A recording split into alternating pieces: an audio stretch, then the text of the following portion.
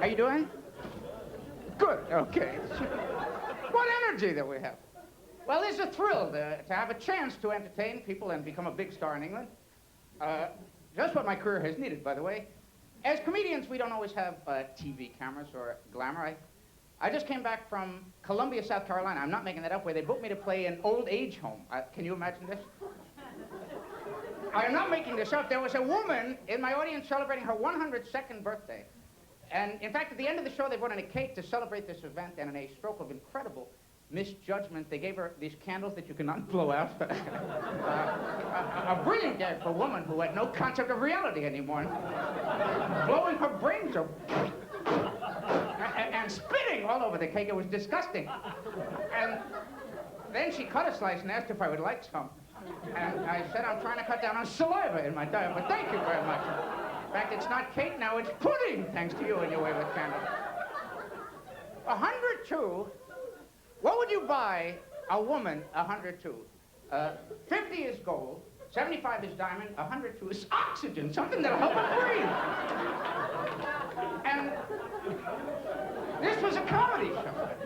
My wife's sister just had her first baby a couple of months ago, and I called her at the hospital the next day to congratulate her on her first baby. And you know what she said? Instead of being gracious, she said that she was in labor for like 19 hours. And then she said that men could not bear up under the pain of childbirth. And I said, of course not. The male opening is so small, really. To expect a big baby to come flying through an opening this small would be unbelievably excruciating. I don't care how many Lamaze classes you study, there's no way. Push, our parts are not flexible enough for this sort of procedure. Of course we couldn't bear up under that pain. It made no sense. And as I say, I don't deal with pain. Some people say there's a fine line between pain and pleasure. Have you heard this? This is sickness. What are they talking about? If I were to bang my thumb with a hammer, I would not get confused, thank you very much. I would not find myself saying, oh, this was incredibly excruciating, but so close to being remarkably stimulating. What a fine line. Maybe I could pierce my ears with a javelin and see if I enjoyed it. Athletes play with pain. See, I don't relate to them. We have professional athletes, they put up with pain in a football game this year involving the New England Patriots.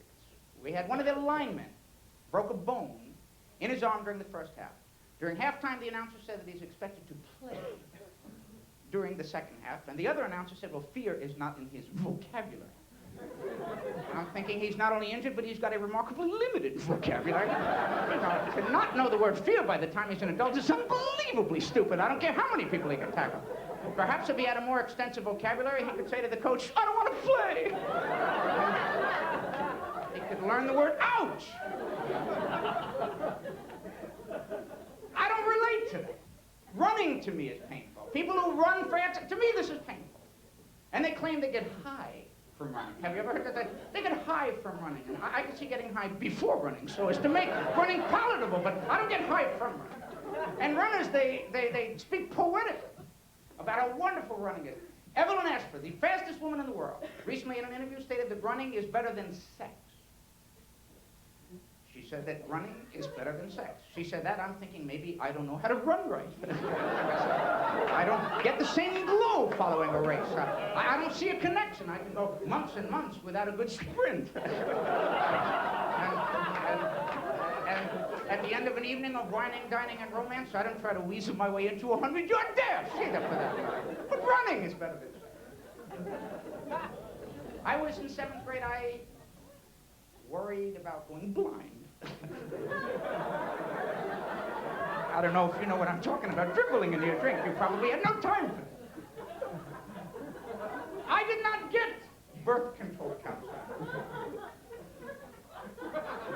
I didn't deal with birth control till I was in college, at Queens College. And even at the college level, I was so nervous. My first trip to the drugstore, which every guy remembers. Well, they don't necessarily remember my trip. They remember their own. I don't need to imply this was documented on film or anything. I was so nervous, I bought a dozen. And you laugh, I still got 11. I lost one.